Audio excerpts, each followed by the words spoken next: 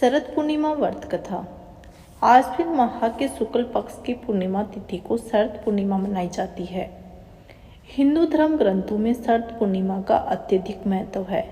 माना जाता है कि इस दिन चंद्रमा पूरी 16 कलाओं से परिपूर्ण होता है। इसके साथ ही शरद पूर्णिमा के दिन ही समुद्र मंथन से मां लक्ष्मी भी प्रकट हुई थी। इसी कारण से शरद पूर्णिमा के दिन चंद्रदेव के साथ साथ मां लक्ष्मी की भी पूजा की जाती है। दोस्तों, मान्यताओं के अनुसार जो भी व्यक्ति शरद पूर्णिमा के दिन मां लक्ष्मी और चंद्रदेव को पूर्ण श्रद्धा के साथ पूजता है, उसके जीवन में धन का अभाव और स्वास्थ्य खराब कभी नहीं होता। मात्र शरद पूर्णिमा के दिन ही मां लक्ष्मी बैकुंठ धाम छोड़कर धरती पर पूरा दिन वास करती है।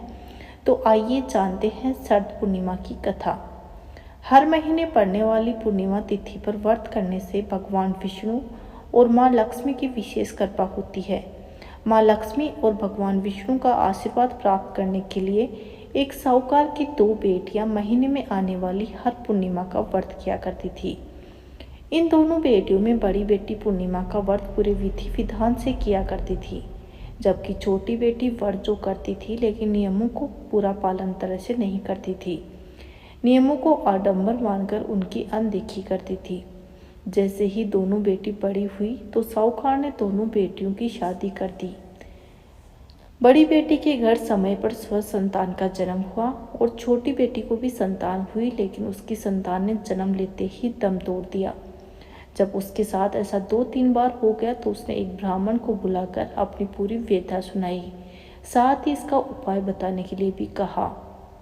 उसकी सारी बात सुनकर और कुछ प्रश्न पूछने के बाद ब्राह्मण ने उससे कहा कि तुम पूर्णिमा का अधूरा व्रत करती हो, इस कारण तुम्हें व्रत का पूरा फल नहीं मिल रहा है और तुम्हारे अधूरे व्रत का दोष लगा है।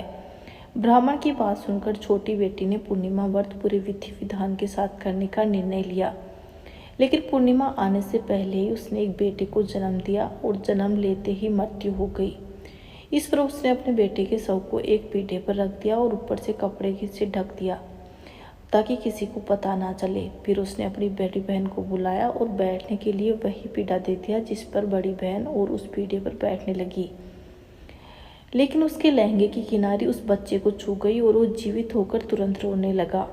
इस पर बड़ी बहन पहले तो डर गई और फिर छोटी बहन पर क्रोधित होकर उसे डांटने लगी कि क्या तुम मुझ पर छोटे बच्चे की हत्या का दोष और कलंक लगाना चाहती हो?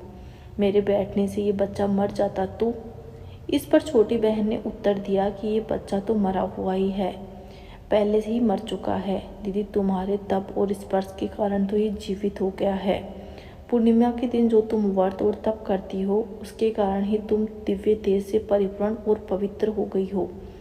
अब मैं भी तुम्हारी तरह पूरी तरह से व्रत करूंगी और पूर्णिमा का पूजन करूंगी। उसके बाद उसने पूर्णिमा व्रत विधि विधान के साथ किए और इस व्रत के महत्व और फल से पूरे नगर में प्रचार किया।